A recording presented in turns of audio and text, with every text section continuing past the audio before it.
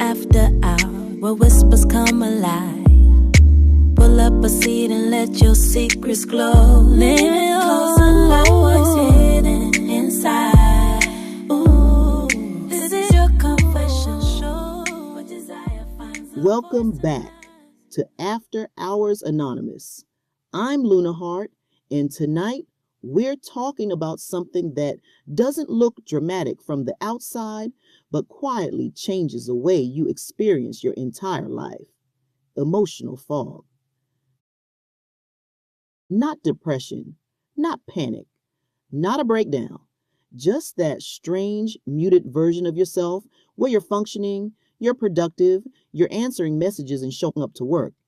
But internally, something feels slightly distant, like you're watching your own life through softened glass. And here's what makes it dangerous. Most people don't even realize it's happening. Because technically, everything is fine. But when everything feels fine for too long, it can start to feel flat. When was the last time something hit you sharply? Joy that actually expanded in your chest, anger that burned instead of flickered, desire that moved through you instead of politely passing by. If it takes effort to remember, stay with me, because what we're about to unpack might explain more than you expect. Emotional fog usually doesn't appear randomly. It shows up after prolonged stress, responsibility, unspoken resentment, disappointment you minimized, or even success you didn't fully process. When you carry too much for too long, your system adapts. It doesn't collapse. It dims. And dimming feels safer than overload because if you're muted, you can't be devastated, but you also can't be fully alive. Now, here's where this gets uncomfortable. Most people mistake fog for laziness or burnout, but what if it's actually avoidance? What if there's a feeling you haven't wanted to sit with, so your system chose neutrality instead? Before you dismiss that, ask yourself something honest. What emotion have you been carefully stepping around lately? Anger you don't want to justify. Grief you don't want to reopen. Jealousy that feels immature. Loneliness that feels embarrassing. Regret that feels inconvenient. Keep listening, because in a moment, I'm going to give you a way to test whether that's true for you.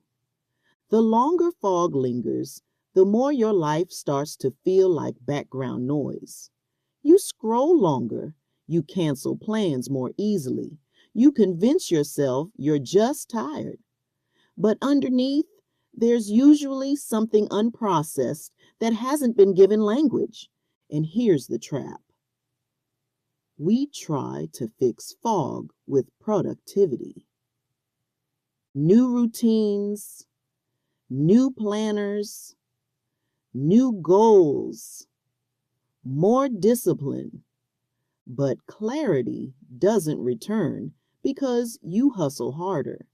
It returns when you increase sensation. And this is the part most people avoid. Instead of asking, how do I feel better? Try asking, what am I not allowing myself to feel?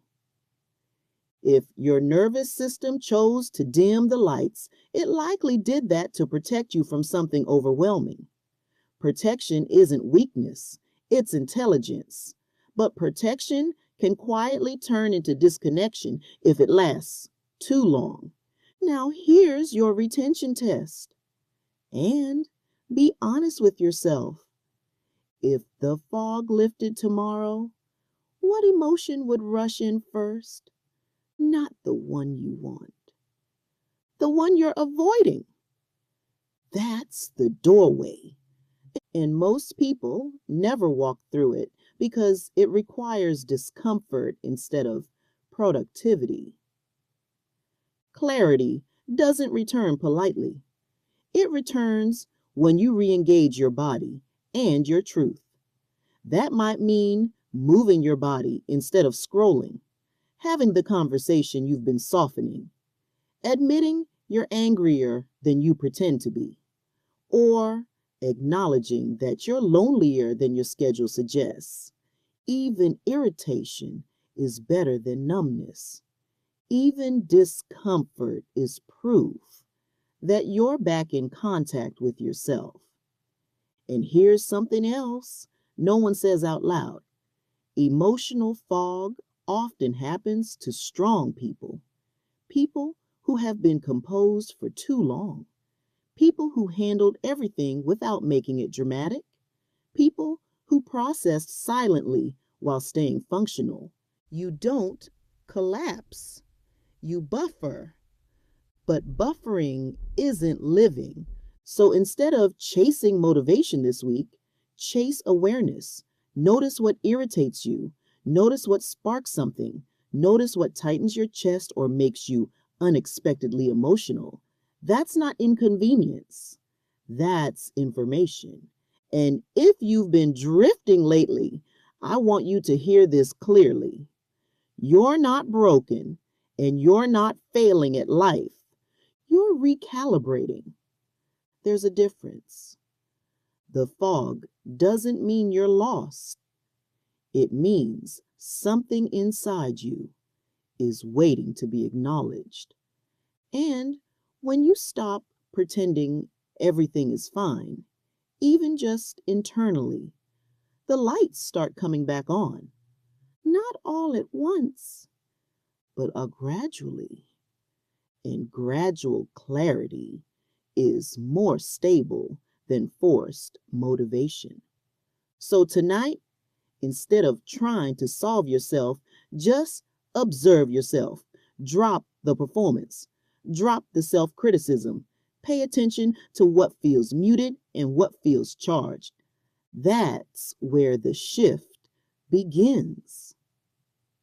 Until next time, don't drift through your life on autopilot.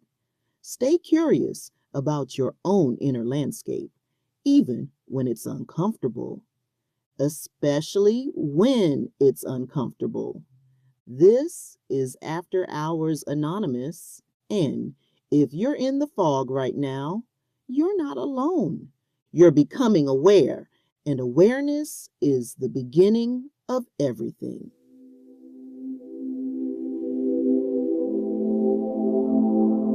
After Hours Anonymous.